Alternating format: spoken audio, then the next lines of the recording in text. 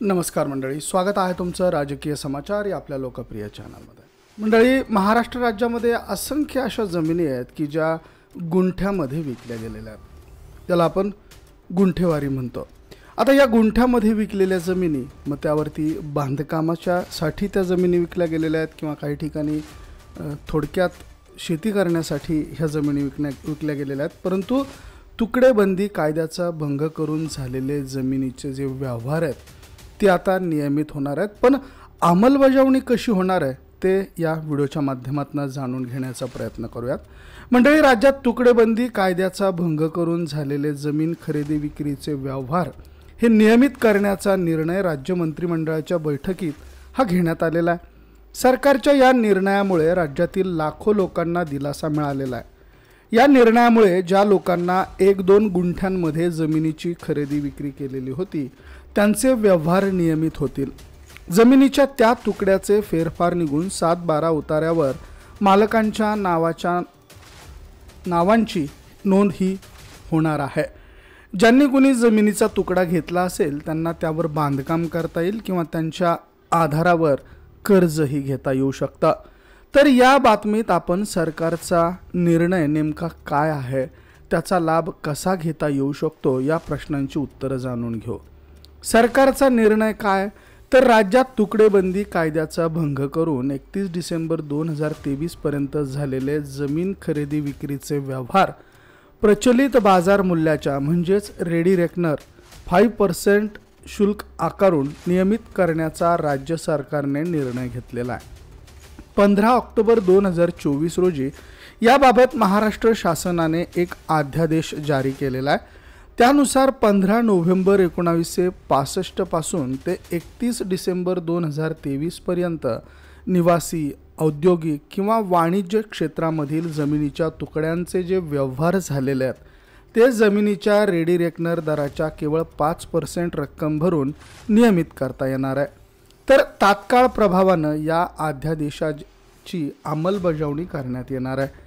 याआधी जमिनीच्या बाजारभावाच्या 25% एवढी रक्कम भरावी लागत होती, पण ती रक्कम मोठी येत असल्यामुळे लोकांचा त्याला अल्पसा प्रतिसाद मिळाला। तुकडेबंदी कायदाच रद्द करण्याची शिफारस यामध्ये ठेवण्यात आलेली आहे। महसुलाशी संबंधित महत्त्वाच्या कायद्यांचा अभ्यास करण्यासाठी आणि आवश्यकतेनुसार महसूल कायद्यांमध्ये बदल करण्यासाठी शिफारशी सुनावण्याकरता राज्य सरकारने निवृत्त सनदी अधिकारी उमाकांत दांगट यांच्या अध्यक्षतेखाली समिती स्थापन केलेली आहे। यात महाराष्ट्र धारण जमिनीचे तुकडे पाडण्यास प्रतिबंध करण्याबाबत व त्याचं एकत्रीकरण करणं 1947 हा आहे। यालाच सामान्यपणे तुकडेबंदीचा कायदा म्हटलं जातं। माजी जमाबंदी आयुक्त चंद्रकांत दळवी हे सरकारने स्थापन केलेल्या समितीचे सदस्य आहेत। BBC मराठी सोबत बोलताना ते म्हणाले की तुकडेबंदी कायदा 1947 सालचा असून तो कालबाह्य झालेला आहे। कायद्यात जमिनीचे तुकडे पाडण्यास बंदी असली तरी तुकडे पाडणं मात्र थांबत नाहीये आणि ही वस्तुस्थिती आहे, कारण परिस्थितीनुसार प्रत्येकाला गुंठा 2 गुंठे जमीन लागतेच। प्रत्येकच जण थेट 20 गुंठे जमीन खरेदी करू शकत नाही। त्यामुळे समितीने सरकारला तुकडेबंदी कायदा रद्द करण्याची शिफारस केली होती। तर निवडणूक डोळ्यासमोर ठेवून काही निर्णय झालेत का? एखादा कायदा तयार करणं, त्यात बदल करणं किंवा ते रद्दबातल करायचं असेल तर ते विधिमंडळात करावं लागतं। पण सध्या राज्य सरकारचं अधिवेशन सुरू नसल्यामुळे याबाबतचा अध्यादेश काढण्यात आलेला आहे आणि लोकहिताचा एखादा निर्णय असेल तर त्याबाबतचा निर्णय शासनाकडून अध्यादेशाद्वारे जारी केला जातो। महसूल कायदेतज्ञ प्रल्हाद कचरे सरकारच्या निर्णयाविषयी बोलताना म्हणतात की सरकारचा निर्णय चांगला आहे। आतापर्यंत झालेल्या जमिनीच्या तुकड्यांच्या लाखो व्यवहारांना याचा फायदा होणार आहे। ज्या लोकांनी अर्धा किंवा 1 गुंठा जमीन खरेदी केली होती त्यांच्यासाठी हा निर्णय महत्त्वाचा असणार आहे। आता या तुकड्यांची नोंद होऊन संबंधितांना मालकी हक्क मिळणार आहे।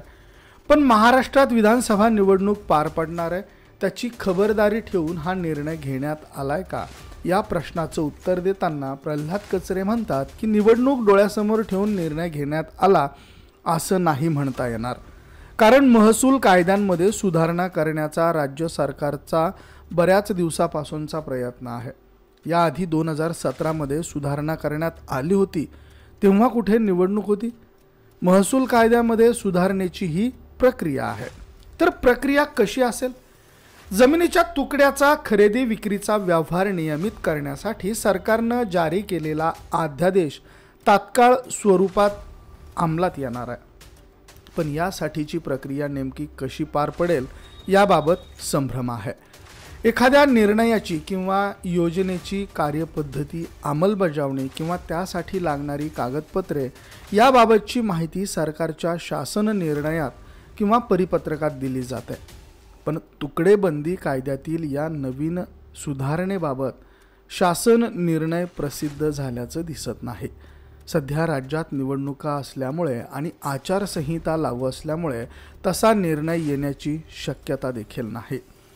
असं असलं तरी नागरिक स्थानिक महसूल विभाग किंवा तहसीलदार यांच्याशी संपर्क साधून याबाबतची कार्यवाही जाणून घेऊ शकतात। प्रल्हाद कचरे सांगतात, तुर्तास तरी याबाबत वेगळा शासन निर्णय होण्याची शक्यता नाही, पण सरकारी अध्यादेशाला 6 महिने कायद्याचं स्वरूप असतं। जमिनीचा तुकडा नियमानुकूल करण्याच्या प्रक्रियेसाठी तहसीलदारांकडे अर्ज करता येऊ शकतो। अर्जासोबत जमिनीच्या व्यवहाराची कागदपत्र जोडावी लागतील। यामध्ये जमिनीचा 7/12 उतारा, खरेदी खत, जमीन ज्या क्षेत्रात येते त्यानुसार जमिनीचं रेडी रेकनर प्रमाणे मूल्य सांगणारा उतारा जोडावा लागेल।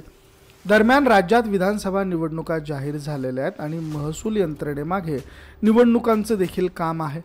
त्यामुळे मग सामान्य जनता जमिनीच्या तुकड्यांचे व्यवहार नियमित करण्यासाठी अर्ज करेल तेव्हा त्याबाबतची प्रक्रिया नेमकी किती वेळात पूर्ण होईल हा प्रश्न कायम समोर येतो। तर तुकडेबंदी कायदा रद्द होणार आहे का? महसूल अधिनियमातील तरतुदीनुसार महाराष्ट्रात तुकडेबंदी लागू आहे। म्हणजे काय? तर तुकडेबंदी कायद्यात नमूद केल्याप्रमाणे प्रमाणभूत क्षेत्रापेक्षा कमी शेतजमीन विकत घेता येत नाही। महाराष्ट्र सरकारच्या 12 जुलै 2021च्या परिपत्रकानुसार 1, 2, 3 अशी गुंठ्यांमध्ये शेतजमीन खरेदी विक्री करण्याला निर्बंध आलेले आहेत। या परिपत्रकाला विरोधही झालेला होता। हे प्रकरण न्यायालयातही गेलं। त्यानंतर 5 मे 2022ला राज्य सरकारने प्रसिद्ध केलेल्या राजपत्रानुसार राज्यातल्या सगळ्या जिल्ह्यांमध्ये जिरायत जमिनीसाठी 20 गुंठे तर बागायत जमिनीसाठी 10 गुंठे एवढं तुकड्याचं प्रमाणभूत क्षेत्र नमूद करण्यात आलं। पण बऱ्याचशा शेतकऱ्यांना विहिरीसाठी किंवा शेतरस्त्यासाठी किंवा इतर कारणास्तव 1, 2, 3 गुंठ्यांमध्ये जमिनी खरेदी विक्री कराव्या लागतात। त्यावर राज्य सरकारने 14 मार्च 2024च्या अधिसूचनेनुसार तुकडेबंदी कायद्यात सुधारणा करत काही बाबींसाठी गुंठेवारीची अट शिथिल केले। त्यानुसार विहिरीसाठी, शेतरस्त्यासाठी, सार्वजनिक प्रयोजनासाठी भूसंपादन केल्यानंतर किंवा थेट खरेदी केल्यानंतर प्रमाणभूत क्षेत्रापेक्षा कमी असलेल्या शिल्लक जमिनीसाठी आणि केंद्र राज्याच्या ग्रामीण घरकुल योजनेच्या प्रयोजनासाठी या 4 कारणांसाठी गुंठ्यांमध्ये जमिनीचा व्यवहार करता येणं शक्य झालेलं आहे। आता ऑक्टोबर 2024मध्ये सरकारने जमिनीचे तुकडे नियमानुकूल करण्याचा निर्णय घेतल्यानंतर तुकडेबंदी कायदा रद्द होणार का असा सवाल उपस्थित केला जात आहे। याविषयी बोलताना चंद्रकांत दळवी म्हणाले की जमिनीचे तुकडे नियमानुकूल होत आहेत, याचा अर्थ तुकडेबंदी कायदा रद्द करण्याचा शासनाचा विचार आहे किंवा त्या दिशेने वाटचाल सुरू आहे। पण जोपर्यंत विधिमंडळात कायदा रद्द होत नाही तोपर्यंत मात्र तुकडेबंदी लागू राहणार आहे। तुर्तास आमच्या समितीच्या अहवालानंतर सरकारनं जमिनीच्या दरात 5% शुल्क भरून पडलेले तुकडे नियमानुकूल करण्यास परवानगी दिलेली आहे। तर मंडळी, अशा पद्धतीने जे गुंठेवारीचे विषय प्रलंबित आहेत अशा विषयांवर थोडक्यात हे समाधान असल्याचं सध्या सांगितलं जाऊ लागलं। पण याबद्दल तुमचं मत काय? तुम्हाला काय वाटतंय? कमेंट करून अवश्य कळवा। हा व्हिडिओ आवडला असेल तर शेअर जरूर करा आणि आपल्या चॅनलला सबस्क्राईब करायला अजिबात विसरू नका। धन्यवाद।